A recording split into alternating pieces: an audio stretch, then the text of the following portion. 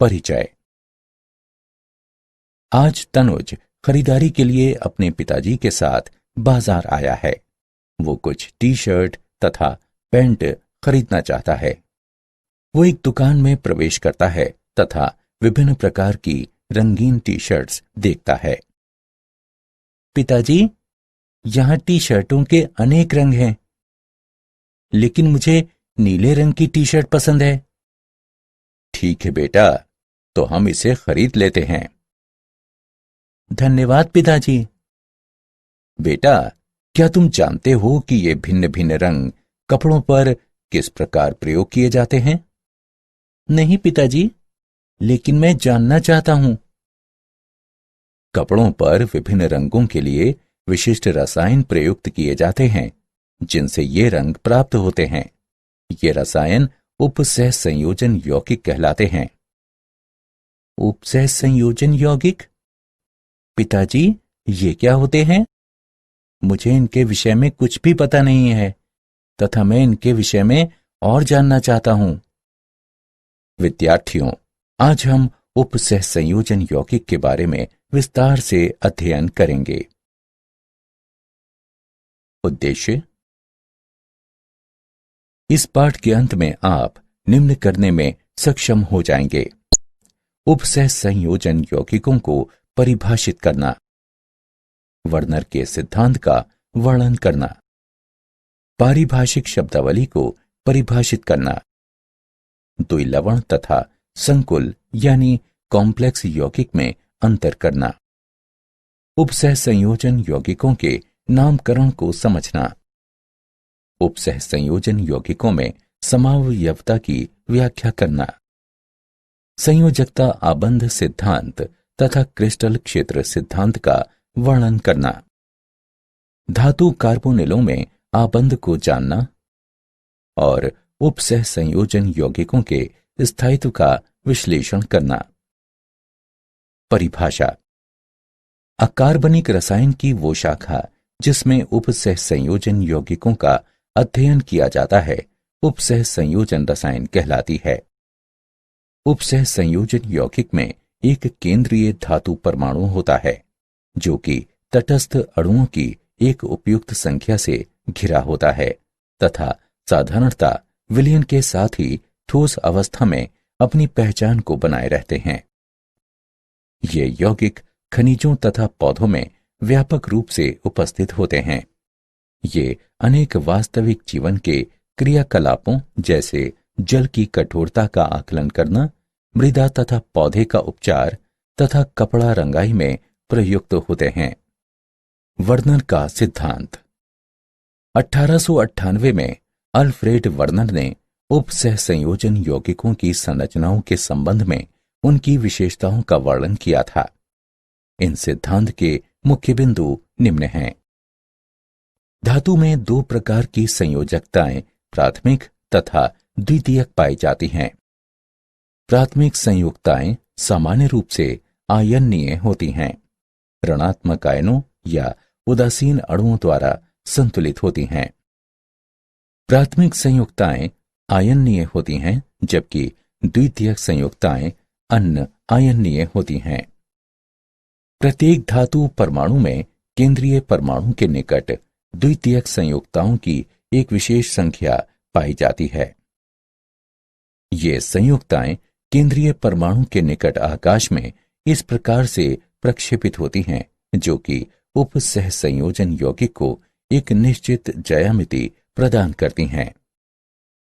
न केवल उदासीन केंद्रीय परमाणु से समन्वयित होते हैं, अपितु आयन भी उसी प्रकार से समन्वयित हो सकते हैं।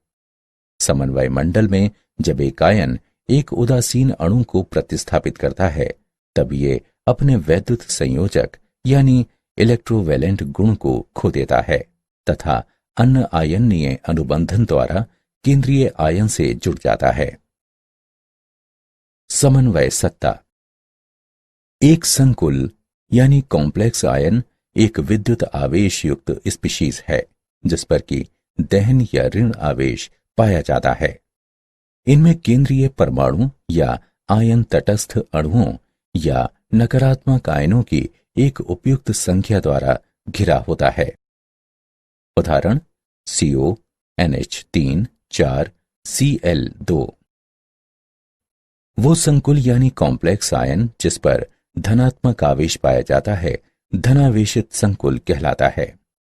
उदाहरण NiNH3 6 2+। वो संकुल आयन जिस पर ऋणात्मक आवेश पाया जाता है ऋणावेशित संकुल कहलाता है। उदाहरण PtCl6 2-। वो संकुल यानी कॉम्प्लेक्स आयन जिस पर कोई भी आवेश नहीं पाया जाता है उदासीन संकुल कहलाता है। उदाहरण NiCO4। लिगंड ऐसे उदासीन अणु या आयन जो कि एक संकुल में धातु आयन को घेरते हैं लिगंड कहलाते हैं। लिगंड सामान्यतः ध्रुवीय अणु होते हैं जिनमें संयोजक इलेक्ट्रॉनों का कम से कम एक बिना साझा वाला जोड़ा पाया जाता है। वे केंद्रीय धातु आयन से उपसह संयोजन बंध द्वारा जुड़े होते हैं। लिगंड में उपस्थित परमाणु जो कि केंद्रीय धातु परमाणु के साथ समन्वय बंध बनाता है उपसह संयोजित परमाणु या दाता परमाणु कहलाता है। लिगंड एक या अनेक दाता स्थल से युक्त होता है। दाता स्थल यानी स्थान की संख्याओं के आधार पर लिगंड निम्न प्रकार के होते हैं।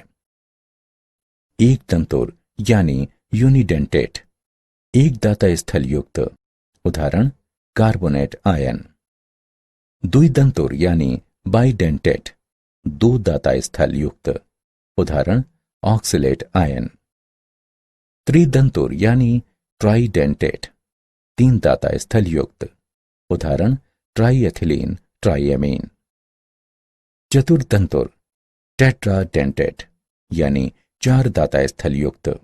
उदाहरण ट्राइएथिलीन टेट्राएमीन। षटदंतुर हेक्साडेंटेट, छह दाता स्थल युक्त। उदाहरण ethylene diamine tetra acetate ion. एक परमाणु में केवल एक ही दाता स्थल हो सकता है लेकिन एक अणु में एक से अधिक दाता स्थल हो सकते हैं। दंतुरता तथा किलेटन। जब एक बहुदंतुर लिगंड एक से अधिक दाता स्थल द्वारा स्वतः ही एक धातु आयन से संयोजित हो जाता है तो एक रिंग सदृश संरचना प्राप्त होती है। इस रिंग सदृश को कीलेट रिंग कहते हैं। PT ट्राइन 2 धनात्मक कीलेटन का उदाहरण है। लिगंड धातु आयन के साथ संयोजित होकर एक रिंग सदृश संरचना का निर्माण करता है जिसे कीलेट लिगंड कहते हैं। लिगंड समूहों की संख्या लिगंड की तंतुरता को दर्शाती है।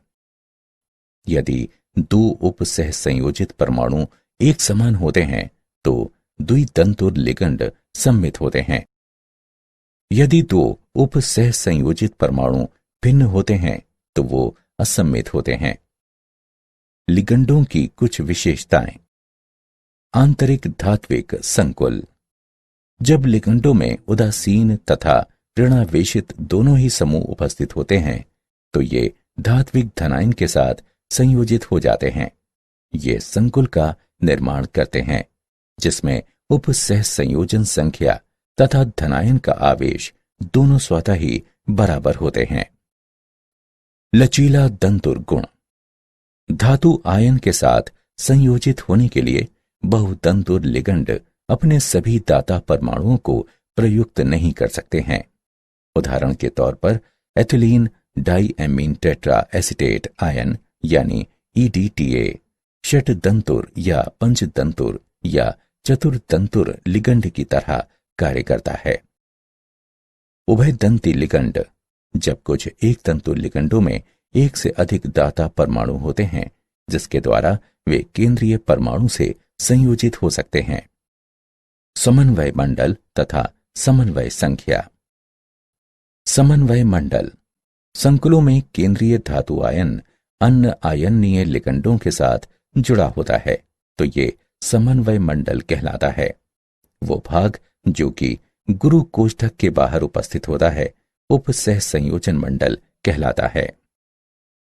समन्वय मंडल में उपस्थित स्पीशीज अनआयनीय होती हैं। आयन मंडल में उपस्थित स्पीशीज आयनीय होती हैं। समन्वय संख्या। समन्वय मंडल में सभी लिगंड केंद्रीय धातु परमाणु के साथ जुड़े होते हैं, जिसे कि धातु परमाणु की समन्वय संख्या कहते हैं। समन्वय बहुफलक। समन्वय मंडल में लिगंड केंद्रीय परमाणु से जुड़े होते हैं, जो कि एक निश्चित दिशा में स्थित होते हैं। ये संकुल आयन को एक निश्चित ज्यामिति प्रदान करता है। केंद्रीय परमाणु आयन से सीधे जुड़े लिगंड परमाणुओं की दिक्स्थान व्यवस्था को केंद्रीय परमाणु का समन्वय बहुफलक कहते हैं। सामान्य बहुफलक निम्न हैं: वर्ग समतलीय, चतुष्फलकीय, त्रिकोणीय पिरामिडी, वर्ग पिरामिडी, अष्टफलकीय। उदाहरण: PtCl4 2- में वर्ग समतलीय बहुफलक देखा गया है। NiCO4 में चतुष्फलकीय बहुफलक देखा गया है तथा CONH3 6 3+ में अष्टफलकीय बहुफलक देखा गया है। केंद्रीय परमाणु की ऑक्सीकरण संख्या। ऑक्सीकरण संख्या एक अवशिष्ट आवेश होता है जो कि केंद्रीय परमाणु पर तब पाया जाता है जब अन्य सभी परमाणु उससे निकल जाते हैं। संकुल पर पाया जाने वाला आवेश घटक भागों के आवेशों का कुल योग होता है। यदि संकुल उदासीन होता है तब घटकों के आवेशों का कुल योग 0 होता है। घटकों के आवेश का कुल योग ऋणावेशित या धनावेशित संकुल यानी कॉम्प्लेक्स के लिए समन्वय मंडल पर पाए जाने वाले आवेश के बराबर होता है। संकुल आयन पर कुल वैद्युत संयोजक आवेश आवेशित आयनों की संख्या जो कि उदासीन अणुओं को प्रतिस्थापित करने के लिए समन्वय मंडल में प्रवेश करते हैं, उनमें परिवर्तित हो जाता है। प्रभावी द्रव्यमान संख्या EAN। संकुल में केंद्रीय धातु परमाणु की प्रभावी द्रव्यमान संख्या की गणना दिए गए सूत्र द्वारा आसानी से की जा सकती है। EAN बराबर Z - ON + 2 CN, जहां Z केंद्रीय धातु परमाणु की द्रव्यमान संख्या है, ON केंद्रीय धातु परमाणु का ऑक्सीकरण संख्या है तथा CN केंद्रीय धातु परमाणु की उप सहसंयोजन संख्या है।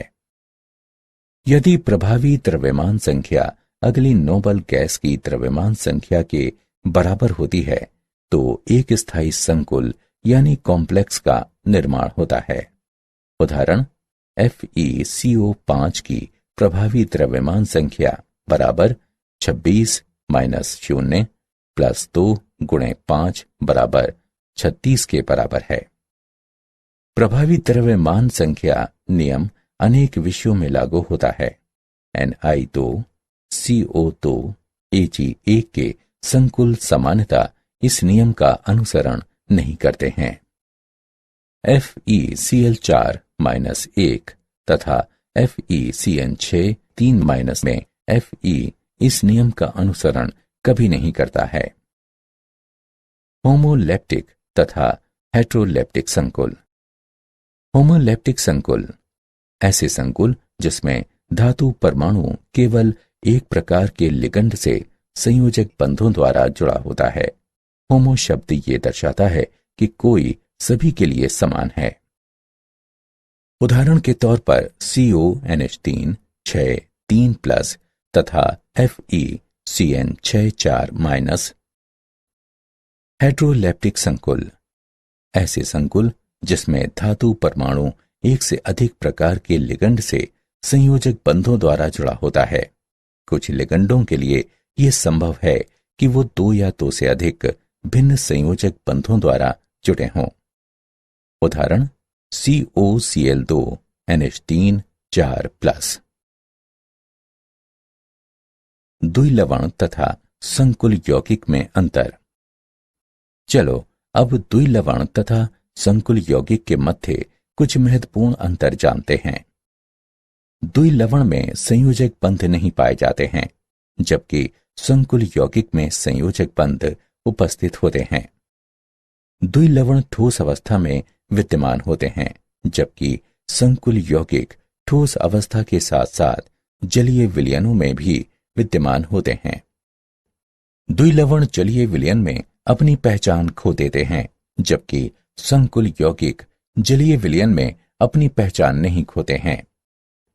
द्विलवण में दो लवण समान अनुपात में पाए जाते हैं, जबकि संकुल यौगिकों में दो आयनों से मिलकर बना होता है, जो कि समान अनुपात में हो भी सकते हैं और नहीं भी।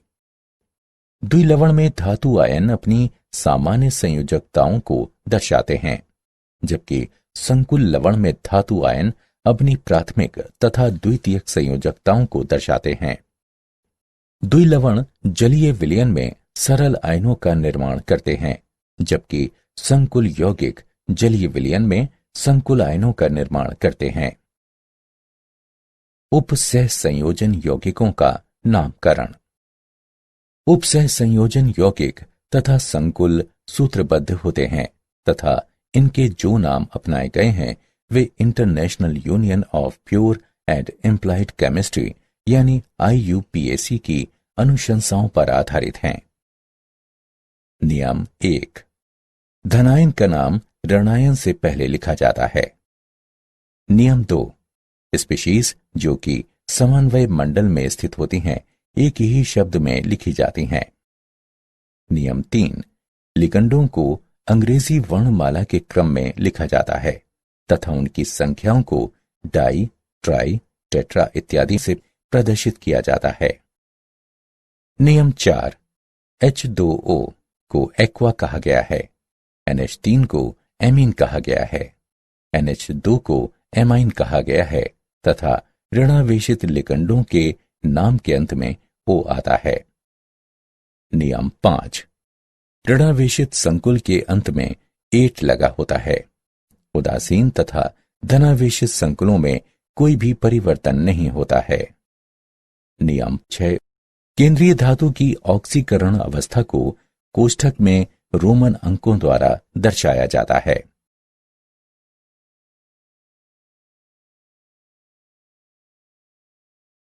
बहुकेंद्रकीय उपसह संयोजन यौगिकों का नामकरण। जब संकुल में दो या दो से अधिक परमाणु पाए जाते हैं तो वो बहुकेंद्रकीय संकुल लाता है तथा दो धातु परमाणुओं से बंधे हुए लिगंड बंधीय लिगंड कहलाते हैं। ऐसे लिगंडों के नाम में म्यू वर्णमाला इन लिगंडों के नाम से पहले लिखी जाता है तथा अन्य संकुल से हाइफन द्वारा पृथक होते हैं। उदाहरण, इस उपसह संयोजन यौगिक को tetraammine cobalt 3, mu amido mu nitro tetraammine cobalt 3 nitrate के नाम से जाना जाता है। उपसह संयोजन यौगिकों के नामकरण के उदाहरण। चलिए उपसह संयोजन यौगिकों के नामकरण का एक उदाहरण लेते हैं। CrH2O 4Cl2Cl उपसह संयोजन यौगिक का क्या नाम है? चलो विलयन को देखते हैं।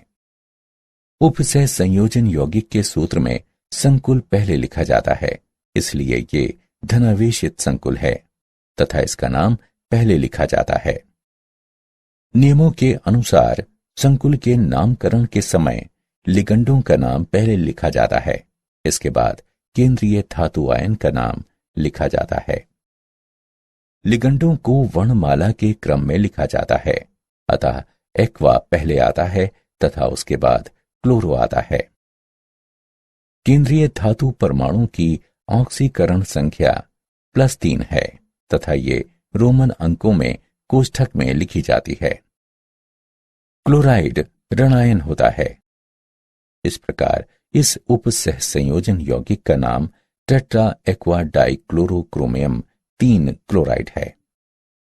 उपसह संयोजन यौगिकों का सूत्र लिखना।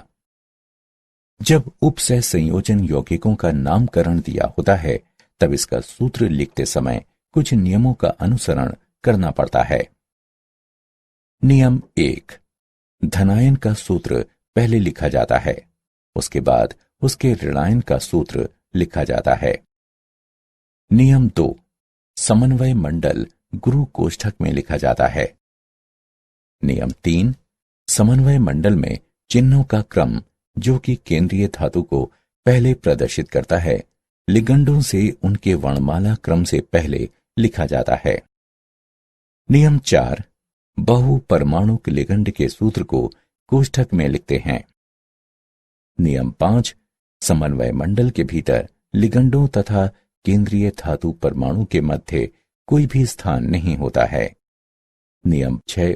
उपसह संयोजन यौगिक में धनायन का आवेश ऋणायन के आवेश द्वारा संतुलित होता है। उपसह संयोजन यौगिकों में समावयवता। दो या दो से अधिक रासायनिक यौगिक जिनके रासायनिक सूत्र समान किंतु संरचनाएं भिन्न होती हैं, समावयवी कहलाते हैं तथा इस प्रक्रिया को समावयवता कहते हैं। उपसह संयोजन यौगिकों में लिगंड किसी दिए गए धातु परमाणु के चारों ओर एक विशिष्ट दिशा में व्यवस्थित होते हैं। धातु आयन के चारों तरफ लिगंडों की स्थिति तथा क्रम के आधार पर अनेक समावयवी संभावनाएं बन जाती हैं। समावयवियों को विस्तृत स्तर पर दो मुख्य श्रेणियों में वर्गीकृत किया जा सकता है: संरचनात्मक समावयवी तथा त्रिविम समावयवी। संरचनात्मक समावयवी। संरचनात्मक समावयवियों में केंद्रीय धातु परमाणु के चारों ओर लिगंडों का भिन्न क्रम उपस्थित होता है।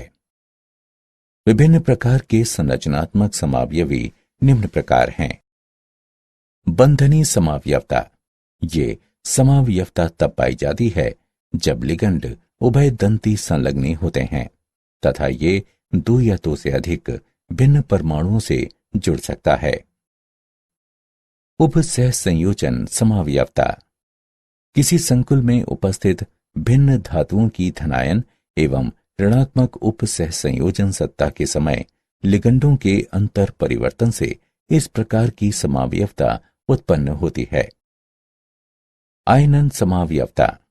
ये समन्वय मंडल में उपस्थित संकुल आयन तथा इसके बाहर उपस्थित आयन के मध्य समूहों के आदान प्रदान के कारण होती है। ये समावयवी विलयन में विभिन्न आयनों को देते हैं, जबकि इनके रासायनिक सूत्र समान ही होते हैं। हाइड्रेट समावयवता। ये विलायक की क्षमता के कारण होती है। सामान्यतः समावयवियों की संख्या प्रदान करने के लिए समन्वय मंडल के आंतरिक तथा बाईं ओर जल अणु विभिन्न माध्यम से निकलते हैं। त्रिविम समावयवता। त्रिविम समावयवता आकाश में परमाणुओं या समूहों के विभिन्न क्रम के कारण होती है। ये दो प्रकार की होती हैं। ज्यामितीय समावयवता। इस प्रकार की समावयवता हेटेरोलेप्टिक संकुलों में पाई जाती हैं, जिनमें लिगंडों की भिन्न ज्यामितीय व्यवस्थाएं संभव हो सकती हैं। जब दो अभिन्न लिगंड निकटवर्ती स्थानों पर पाए जाते हैं, तब ऐसे समावयव समपक्ष समावयव कहलाते हैं। जब दो अभिन्न लिगंड एक दूसरे के विपरीत क्रम में पाए जाते हैं, तब ऐसे समावयव विपक्ष समावयव कहलाते हैं। Ma2B2 प्रकार के 4 उपसह संयोजन संकुल तथा Ma4B2 प्रकार के 6 उपसह संयोजन संकुल ज्यामितीय समावयवता दर्शाते हैं। ध्रुवण समावयवता। ध्रुवण समावयव एक दूसरे के दर्पण प्रतिबिंब होते हैं, जिन्हें एक दूसरे पर अध्यारोपित नहीं किया जा सकता। इन्हें प्रतिबिंब रूप या एनेंटिओमर कहते हैं। प्रतिबिंब रूप या एनेंटिओमर समतल ध्रुवित प्रकाश से भिन्न प्रकार से प्रतिक्रिया करते हैं। प्रतिबिंब रूप या एनेंटिओमर जब समतल ध्रुवित प्रकाश को क्लॉकवाइज यानी घड़ी के घूर्णन दिशा में मोड़ देता है, तो उसे दक्षिण ध्रुवण घूर्णक कहते हैं, तथा जब समतल ध्रुवित प्रकाश को एंटी क्लॉकवाइज यानी घड़ी के घूर्णन दिशा के विपरीत नहीं मोड़ता है तो उसे वाम ध्रुवण घूर्णक कहते हैं। 3 द्विदंतोर लिगंडों से युक्त 6 उप सह संयोजन संकुल केवल ध्रुवण समावयवता को दर्शाते हैं। संयोजकता आबंध सिद्धांत। संयोजकता आबंध सिद्धांत में सम्मिलित आधारीय सिद्धांत निम्न हैं। कक्षकों का संकरण, धातु परमाणुओं तथा लिगंडों के मध्य आबंध, अवलोकित चुंबकीय मापन तथा बंध प्रकार के मध्य संबंध। इस सिद्धांत के अनुसार केंद्रीय धात्विक परमाणु के साथ लिगंड उप सह संयोजक बंध द्वारा आबंधित होते हैं। इस प्रकार लिगंड में इलेक्ट्रॉनों का एक युगल समूह अवश्य होना चाहिए तथा आबंध के लिए धातु के पास कुछ रिक्त कक्षक अवश्य होने चाहिए। उदाहरण के तौर पर K4MnCn6 के निर्माण का संयोजकता आबंध सिद्धांत के आधार पर वर्णन किया जा सकता है। बाह्य कक्षक संकुल वह संकुल जिसमें बाह्य ऑर्बिट के डी कक्षक आबंध के लिए प्रयुक्त होते हैं बाह्य कक्षक संकुल कहलाते हैं। आंतरिक कक्षक संकुल वो संकुल जिसमें आंतरिक ऑर्बिट के डी कक्षक आबंध के लिए प्रयुक्त होते हैं आंतरिक कक्षक संकुल कहलाते हैं। उच्च प्राचक्रण संकुल वो संकुल जिसके एक निश्चित इलेक्ट्रॉनिक विन्यास में अयुग्मित इलेक्ट्रॉनों की संख्या अधिकतम होती है उच्च प्राचक्रण संकुल कहलाता है। संयोजकता आबंध सिद्धांत की सीमाएं। संयोजकता आबंध सिद्धांत की मुख्य सीमाएं निम्न हैं। ये उप सह संयोजन यौगिकों द्वारा दर्शाए गए रंगों का स्पष्टीकरण नहीं देता। ये सिद्धांत दुर्बल तथा प्रबल लिगंडों के मध्य विभेद नहीं करता। इसमें अनेक प्रकार के पूर्वानुमान हैं। ये 4 समन्वयी संकुलों के लिए चतुष्फलकीय तथा वर्ग समतल संरचनाओं का सही अनुमान नहीं लगा पाता। ये उप सह संयोजन यौगिकों के ऊष्मागतिकीय और गतिक स्थायित्व की कोई भी मात्रात्मक व्याख्या नहीं करता। क्रिस्टल क्षेत्र सिद्धांत। क्रिस्टल क्षेत्र सिद्धांत के मुख्य बिंदु निम्न हैं। संकुल में केंद्रीय धातु परमाणु तथा लिगंडों के मध्य आकर्षण नगण्य होता है। संकुल में केंद्रीय धातु परमाणु आवेश के एक धनात्मक आयन जो कि ऑक्सीकरण अवस्था के बराबर होता है उससे संबंधित होता है। केंद्रीय धातु तथा लिगंडों पर उपस्थित इलेक्ट्रॉन के मध्य प्रतिकर्षण बल होता है।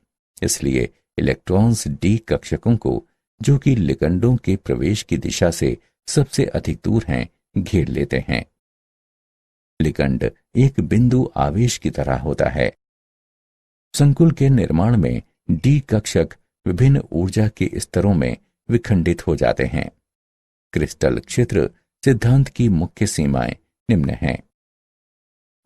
ये अवधारणा कि लिगंड एक बिंदु आवेश है प्रायोगिक तौर पर सही नहीं है क्योंकि ऋणायन लिगंड के समीप प्रबल क्षेत्र होना चाहिए, किंतु उनमें से अधिकतर में ये नहीं होता है।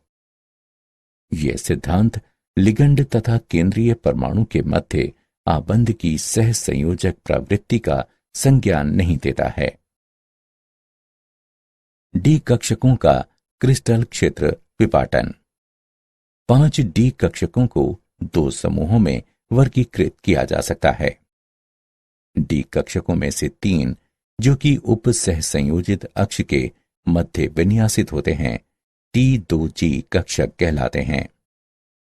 अन्य 2 डी कक्षक जो कि उप सह संयोजित अक्ष के समांतर विन्यासित होते हैं EG कक्षक कहलाते हैं। मुक्त धातु आयनों के संबंध में सभी 5 डी कक्षकों में समान ऊर्जा होती है, लेकिन लिगंडों की एक जोड़ी से उनका संबंध तथा ऊर्जाएं घट जाती हैं। प्रभावशाली लिगंडों के अंतर्गत धातु आयन के 5d कक्षकों का विपाटन क्रिस्टल क्षेत्र विपाटन कहलाता है। ये डेल्टा के द्वारा दर्शाया जाता है तथा क्रिस्टल क्षेत्र विपाटन ऊर्जा कहलाती है।